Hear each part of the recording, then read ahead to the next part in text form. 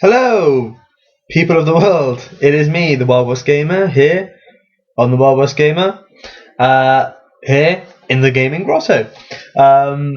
Today, another video game review for you. We are checking out Harry Potter and the Philosopher's Stone for the PlayStation 1. Oh yes, the game based on the films and based on the books.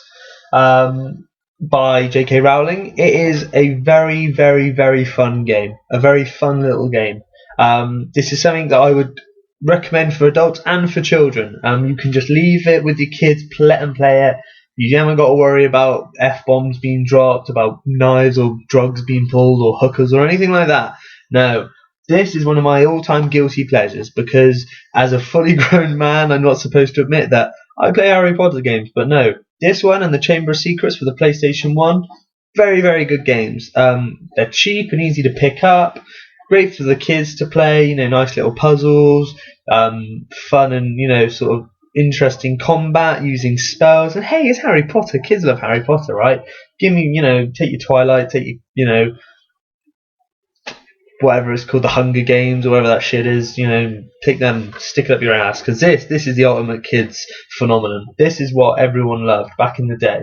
Take your Justin Bieber, take your One Direction, and go that way, because this is what kids should be playing. This is what kids should be reading. This is what kids should be watching. Harry Potter is just a phenomenon the world has never seen. It is really, really good, and it is just such a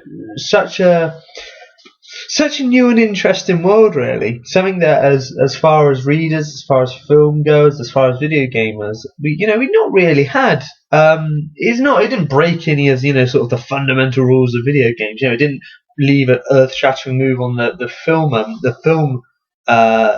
didn't leave an earth-shattering impact on the video game industry. Sorry, is what I meant to say. It did in the cinemas, and it certainly did in the book world. But as far as video games go, this just takes what is so well loved about Harry Potter and translates it to video game. The reason I love this, just for the PlayStation 1, the way it makes it look. I mean, the PlayStation 1, everyone, people nowadays, I talk to people about the PlayStation 1, they go, oh, no, not the graphic. How can you play that? I go, I don't know how I can play it. I just really like the graphics. The nostalgia is there. What they had to use wasn't much, but they found a way to put everything they needed to on screen. It's just, I can't help but talk about this game with a smile on my face. It's such just a lovely game to play. You play as Harry Potter, you go to Hogwarts, you become a wizard, you meet Ron and Hermione and Hagrid, Dumbledore, Professor McGonagall, Professor Snape, Professor Flinch, Madam Hooch. You play Quidditch, you fight Draco Malfoy and Crabbe and Goyle. You meet Fluffy, the three-headed dog. You battle He Who Should Not Be Named. You take Defense Against the Dark Arts classes with Professor Quirrell. It's so much fun. There's a lot of the Harry Potter games after. Let me see. Well, they did this for the PlayStation 1. They did Philosopher's Stone and Chamber of Secrets. They did those two, plus Prisoner of Azkaban and the Goblet of Fire for the PlayStation 2, and then for the new gen consoles they've done the rest. Likewise, you've got Lego Harry Potter years 1 to 4, then years 5 to 7. Yes, I think that's right. Yeah. But this is the best. These are the best. This art style for this one is very unique. It doesn't take what was done necessarily with the films, and it doesn't take what was completely done with the books. It meets it halfway. So you'll notice Harry's running around in just, he's got the robe on, but he's wearing normal clothes underneath. I don't know whether that's how it was intended to be in the books, that the only thing that distinguished them being in certain houses was the colour of their cloaks, like the sort of the lining of their cloaks. I don't know, but I like this more. I think it gives the universe more colour if all the children and all, everyone are wearing, not just wearing boring grey uniform, they're wearing their own clothes, and it makes it feel like there are more people there.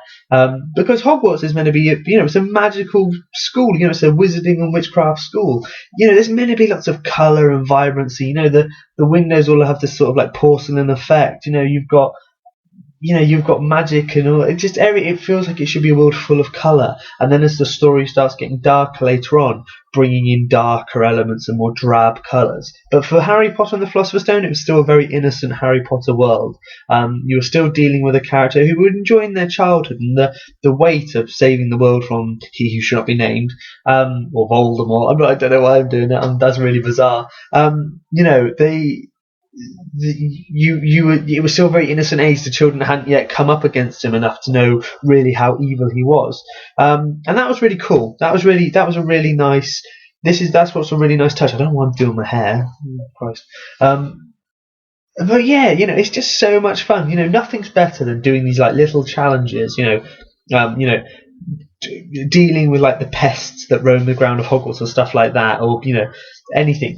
Like then having to go to lessons, you have to go to lessons in this and learn things, like certain spells and stuff like that. You learn Wingardium Leviosa, and I think you learn Aloha more. No, I don't know. The thing is, with the PlayStation 2 version and this version, the PlayStation 2 version had a lot more in it. You had a bigger Hogwarts to run around in. You had more spells that you could freely use. In this one, you have this thing called the Flipendo Knockback Jinx, which is like your standard combat attack. You can fire off Quick Blast, or you can charge it up and fire it off. And this big old blast. And you can use that for moving items around the world you need to use for puzzles, or you can use it for attacking enemies. You also, though, play this little mini game where you've got the triangle, square, X, and circle spin round in a circle, and you have to hit them at the right time as they go through this other circle to perform more the specific spells, like setting things on fire, transfiguring things, levitating things, etc., etc. Whereas in the other versions, in the other console versions, the ones that one up from the PlayStation 1, you actually had these, you assign these to the certain buttons, so you could fire Flipendo, but you could also fire off, there was one that made things spongy, there was one that made something else do stuff, they gave it more more freedom, but that was because their console at the PS2 had more power in the console. But this one, what it does is still very, very much, it's still very cool. You can see Harry on his broom there. You get to play Quidditch in this still. You get to fly around on broom. You do broom class. It's really good. It's really good fun. That's all I can describe this game as fun. Again, this is a game where EA really was on top of its game. Without using the pun, they really knew how to make good games and fun games. And something like Harry Potter, well, yeah, that was ripe for the taking. They really did what they could with this game. And it's a shame that later on installments either try to be, over the shoulder shooters, cover based games. Well, that's not what Harry Potter's about. And it's really fallen to the Lego versions to, properly take charge and give us a good Harry Potter game over recent years. But this one, Harry Potter and the Philosopher's Stone, you do the events of the book, the events of the film, you do magic, you do puzzle solving, you play you have really good fun. I think you even get to fly Hedwig at one point, or could that be in the later ones? I'm not sure. But there's that. Nice way the story's told. It's either told through, when the main story progresses, it's told through this illustrated book version, with the pages being flipped and these really lavish, lush art, these art pieces of artwork showing the action of the story being told, and a narrator reading out the lines of the thing, lines of the story. And I think they're all the ones directly from the books, which is really cool. Then you have these cutscenes here for sort of the less direct things in the story, or for character interaction. Again, that's really cool. It's really nice. All the voices have been done really well. It's not the voices of the actual cast, but that doesn't really matter. It's the people who are doing it do a really good job, and the bloke who plays Snape in this is very, very fun to listen to. Clearly, anyone who plays Snape has to have a lot of fun, and I think it's a little bit Alan Rickman-y, like yes, Potter, a little bit like that. But that's really cool. I really love that about this game. So yeah, all in all, if you're looking to get your kids something good, or you wanna perhaps remember one of the classics of the PlayStation 1, because this is a classic and it's timeless as well. It still plays really well. Get this game. Grab a PlayStation 1 for about 15 quid, 20 quid. Get this game for about 3 quid. Whack it on. day's entertainment. That is, it really is. It's so much fun and really enjoyable. And yeah, that's all I can really say about it. There's nothing really bad about it. Unless you don't like Harry Potter. If you don't like Harry Potter, well, you ain't going to come here in the first place, are you? So that's it, really. Enjoy it, pick it up, play it, and if you do because of this review, leave a message if you agree. I'd really love to know what other people think. But maybe it's just me, but there's something about this game really, really did have me hooked back in the day. So, guys, rather short review, but there wasn't really much to say about this game apart from it's good old-fashioned fun. It's innocent, it's charming, it's got a lot of character to it, and you play as Harry Potter. So yeah, guys, thanks for watching. I hope you enjoyed it. Leave your comments, leave your opinions, leave your views, leave your suggestions.